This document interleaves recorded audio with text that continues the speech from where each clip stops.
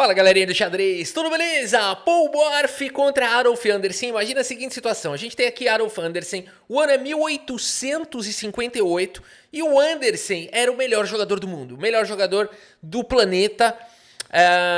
E a gente tem aqui o Paul Morphy, que ainda não era conhecido, pelo menos não no mundo. Nos Estados Unidos ele já estava ganhando relevância, ganhou um torneio mais importante que tinha na época dos Estados Unidos. E o Anderssen, que já era conhecido desde 1851, passa agora a jogar contra este jogador, Paul Morphy, que viria a ser conhecido e talvez um dos maiores jogadores da história do xadrez. Vamos dar uma olhada porque essa partida é histórica. Paul Morphy abre aqui a partida com o peão do rei E4 foi jogado. E aqui E5 e temos aqui o lance F4, olha aí os jogadores de gambito do rei, né? Aliás, se você também quer aprender xadrez, abertura, meio jogo, estratégia, finais, tática, etc., aproveita o aplicativo aqui 8chess, tá bom? Para fazer parte dos seus treinamentos, vale a pena, muita gente está melhorando, milhares de pessoas estão melhorando com o aplicativo, aproveita você também. 8chess, F4, gambito do rei foi jogado, e aqui o Anderssen aceita o gambito, ele captura o peão. Cavalo em F3 foi jogado e G5, uma das melhores maneiras de jogar o gambito do rei, aceito. G5 protege já o peão de F4 e parte para um contragolpe. G4 seguido de dama H4 é uma ameaça real, né? Então, existe essa ameaça. O Paul Morphy responde diretamente com o lance H4, afinal de contas agora G4 foi jogado, mas agora dá para combater com o lance cavalo em E5 e não tem dama H4 porque essa casa está ocupada por um peão que está protegido. E por isso, o peão de G4 agora está atacado duas vezes e o Anderssen responde com o lance cavalo F6, o melhor lance da posição. Rafa, esses caras, eles usaram o Stockfish para fazer preparo de abertura? Não tinha. Em 1858 eu garanto para você que não tinha Stockfish, né? Não que a gente saiba, vai saber um viajante do tempo ali, um negócio meio maluco. Mas eu acho que não. Tá vendo muita série, tá vendo muito anime, filme. Agora é o seguinte, galera. Muita gente fica na dúvida aqui, por que não jogar um lance H5 que segura a rapadura com um peão, né? Isso aqui parece muito bom, o problema é bispo C4. As pretas não desenvolveram nenhuma peça, tem um ataque difícil de defender aqui em F7, por exemplo. Nessa continuação, as brancas têm uma ótima posição, desenvolveram melhor, né? Então, segundo as máquinas, isso daqui está equilibrado. Mas, só para ter ideia do nível aqui do Anderssen, estamos falando aqui, o cara era o melhor do mundo, né, galera? Esse cara não é brincadeira. Cavalo F6 foi jogado. E agora, cavalo por G4 recupera o material. E aqui o Anderssen fala, quero ficar com um peão a mais. Olha que abertura elegante aqui do Anderssen, hein? Mantendo-se com a vantagem material. Mas o Paul Morphy mostra também, aqui veio, D3 foi jogado, permitindo o lance cavalo G3. E agora? O que fazer? Paul Morphy vai para o único lance da posição. Único? Já sei, Rafa, é torre G1. Não, torre G1 perde. É o quê? É torre H2 para continuar defendendo o peão de H4. É ruim, vai perder. Porque qual que é o ponto todo? Aqui tá vindo dama em E7, né, galera? E aqui não tem muito como segurar essa pancada aqui. Agora as peças estão chegando, o ataque das pretas fica muito forte e as brancas não tem compensação nenhuma. Qual foi a leitura, então, do Paul Morphy? Se não dá pra jogar a torre G1, nem nada disso, o que ele me joga nessa posição com a torre atacada? O melhor lance, o único. Bispo por peão, bispo por F4. Foi jogado aqui por Paul Morphy. Lance brilhante. E agora a confusão é sem fim. Não tem mais volta, porque cavalo por torre foi jogado pelo Anderssen, capturando uma torre limpa. Paul Morphy segue com o lance dama em E2, dando cheque. E aqui você tem que cobrir de dama, porque se cobrir de bispo tá levando mate. Acabou o jogo já. Se cobrir de bispo tá levando o cavalo aqui com cheque. O bispo tá cravado, tem que jogar o rei aqui. Olha quem chega dando mate. Tá com ameaça de cheque mate já no começo da partida, galera. Por isso o Anderssen responde com o único lance possível. De qualquer maneira, chega ao lance cavalo em F6, dama cravada. O lance é forçado rei D8 e agora... Paul Morphy segue com brilhantismo aqui, bispo por C7 com cheque. O rei não consegue mais ficar aqui. Mas, Rafa, mas o bispo tá protegendo a dama. Pra que serviu esse sacrifício? O rei não tem mais nenhuma casa. E ele vai ser deslocado pra uma casa onde ele vai levar um duplo. E o Pomorfo vai ganhar a dama? Ah, Rafa, então já acabou a partida. Ele vai ganhar a dama, já acabou. Olha só, não é bem assim. Olha a avaliação aqui da posição. O Stockfish tá dizendo que tá equilibrado isso aqui. Tem jogo, tem jogo. Rei por bispo foi jogado. Pomorf segue com o lance cavalo D5 com cheque. Claro, aqui tem que ganhar algum material, tá sacrificando tudo. Rei D8, único lance. Você não vai expor o rei aqui, vai jogar qualquer outra coisa aqui. Seria um absurdo, né? Se sair com o rei aqui.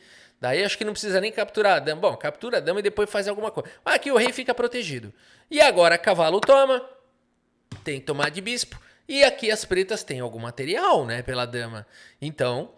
qual que é o ponto todo? As peças ainda não estão desenvolvidas aqui do Anderson. Tem um cavalo que não está jogando muito bem. Pomorf segue com o lance dama em G4. Tudo bem, esse cavalo aqui, por enquanto, ele está preso. D6 foi jogado pelo Anderson atacando a dama. E aqui o único lance, o melhor lance da posição, dama em F4. Continua mantendo o cavalo preso. E já tem uma ameaça aqui também na casa de F7. Mas o Morph também precisa desenvolver as peças, hein? Olha que loucura.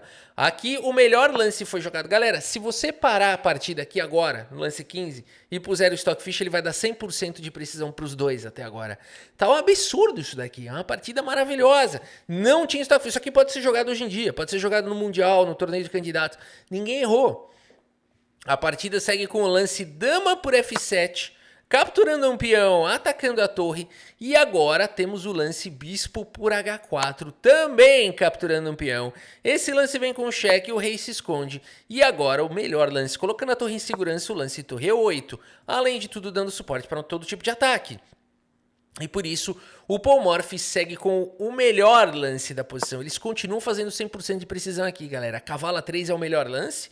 Esse lance libera aqui a torre, agora a torre também está protegendo aqui a casa de E1, né? Você fala, poxa, Rafa, mas cavalo C3 não faria a mesma coisa? Problema, tira a casa de fuga do rei. Bispo G5, o rei fica aqui, essa torre não está jogando. Olha a diferença, cavalo A3, se vier um bispo G5 tem rei C3. Olha o fino do fino. E aqui, né, a torre vai poder jogar. Então, cavalo A3 foi jogado.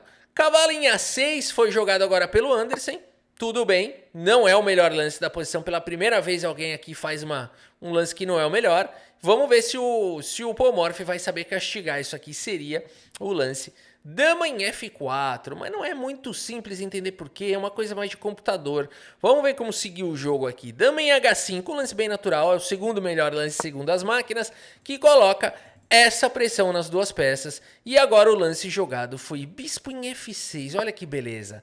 O cavalo vai cair? Vai cair, mas não é tão simples, porque tá vindo agora um forte ataque. O rei tá exposto, daqui tá perigoso, hein? Ó, por exemplo, a partida seguiu agora, vamos ver como segue. Dama por H1 foi jogado, é um erro. Olha como é difícil esse jogo de xadrez, é um erro. Aqui teria que ter jogado primeiro torre 1, aqui teria que ter... Olha isso, não pode ter pressa aqui de capturar esse cavalo. E depois das trocas, o cavalo continua sem casa de fuga. Essa seria a melhor continuação, mas não é tão simples. Tem muitas variantes aqui depois de torre 1, mas seria o melhor lance. Agora, qual é o problema de dama por H1? O problema é que aqui teria este lance que o Anderson não encontrou. Bispo G5 com cheque, seguido de bispo D7 e o rei tem problemas. Apesar de parecer que ele tá tranquilo aqui, tem problemas. B4 daria um pouquinho aqui, um guarda-chuva, um pouquinho de fuga para o rei, mas torre C8 chega de qualquer maneira e aqui teria esse sacrifício. Não é fácil de encontrar nada disso, né? Realmente não é nada fácil de encontrar. Essa continuação a gente consegue aqui com uso de computador e tudo mais, mas durante a partida, rei, cavalo por peão, né? Se o cara já não tem a dama, vai sacrificar o cavalo, né? O ponto todo é que aqui teria que achar a torre D1 e aqui já começa a entrar no mundo da fantasia demais, né? Começa a entrar no mundo, assim, fictício demais. Porque aqui a gente pensaria em tomar. Mas aqui teria A5, ó, as pretas estão ganhando aqui, que bizarro. As pretas estão ganhando aqui. Rei B2, bispo F6, C3, bispo por Z3. É uma mentiraiada sem fim aqui, né? e as pretas aqui têm vantagem. O rei tá exposto, todo tipo de ataque tá chegando. As brancas não conseguem atacar com uma dama em H1 e um bispo que não joga, né?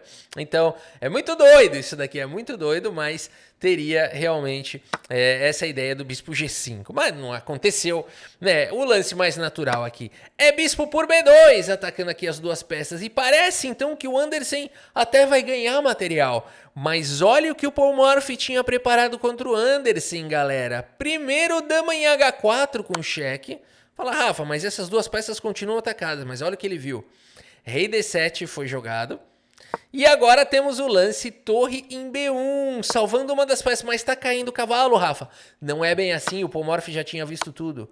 Dama em A4 com cheque. E por isso vai ficar com uma posição melhor e com um pouquinho mais de material, mas com um ataque muito forte para cima do rei. E por isso nessa posição, Arulf Anderson, o melhor do mundo, galera, abandona aqui a partida. Abandonou porque não dá mais. O mundo passa a conhecer Paul Morphy, galera. Um nome que entraria para a história como talvez o melhor jogador da história, né? Rafa, mas espera aí.